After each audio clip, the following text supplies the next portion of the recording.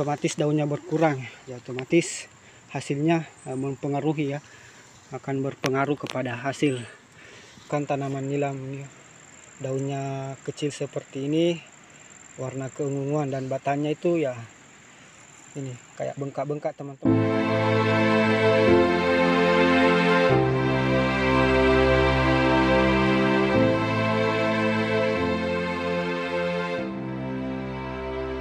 Oke teman-teman, di video ini saya berada di kebun nilam ya.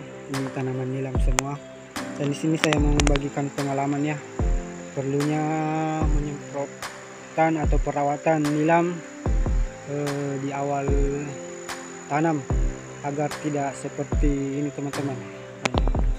Ini tanaman nilam yang kecil dan tidak lebat ya, berbeda dengan yang ada di sini teman-teman. Kalau kita mau lihat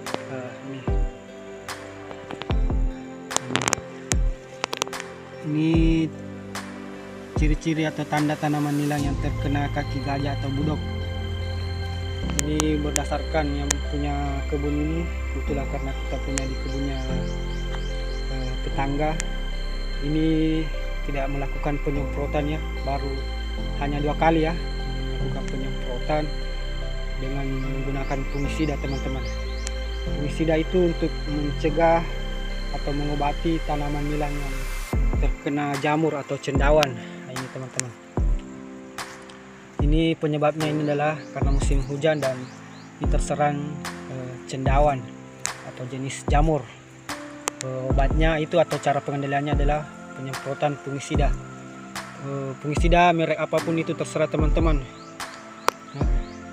Rabat atau Mr. Top bisa saja. Kalau tidak keduanya itu bisa juga dengan Antrakol. Yang penting fungisida teman-teman, karena ya ini menyebabkan tanaman nilam ini daunnya kecil seperti ini, warna keunguan, dan batangnya itu ya ini kayak bengkak-bengkak teman-teman. Orang Bugis bilang puru-puru, tapi ini istilahnya ini kaki gajah atau budok.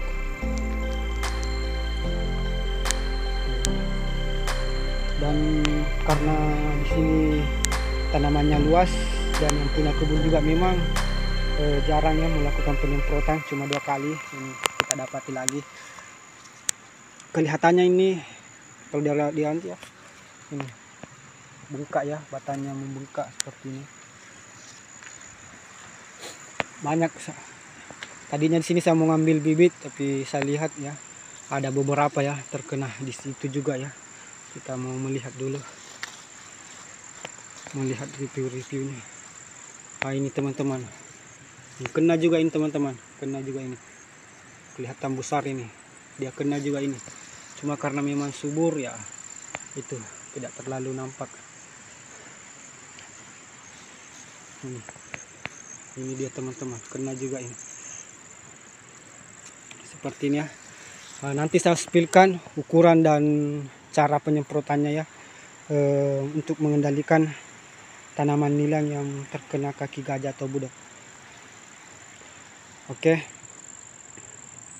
Dan dampaknya teman-teman ya, randemen minyaknya itu pasti akan berkurang ya, karena sumbernya pasti ada di daun dan di batang, dan kebanyakan minyak nilam itu berada di daunnya.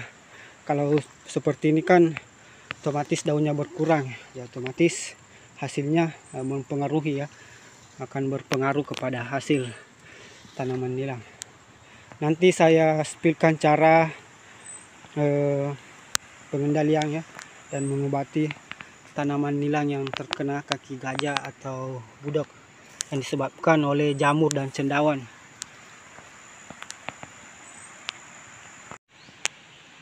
Ini dia teman-teman.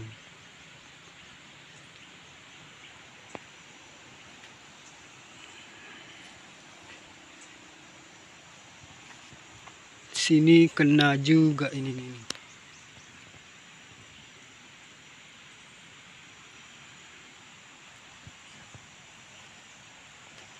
Ini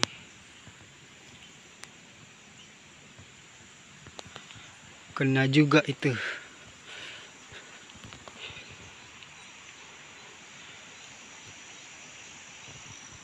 Ini juga sudah besar, kena juga ini nih.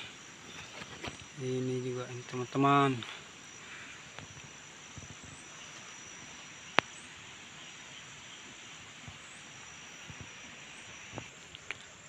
Ini juga dia teman-teman.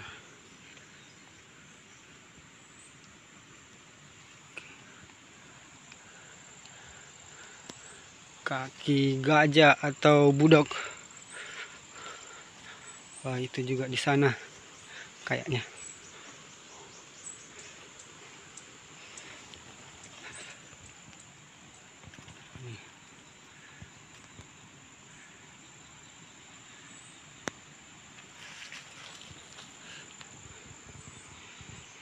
Bahkan nilam yang subur pun ya tidak terkena sinar matahari ya, lebar sekali ya, seperti ini.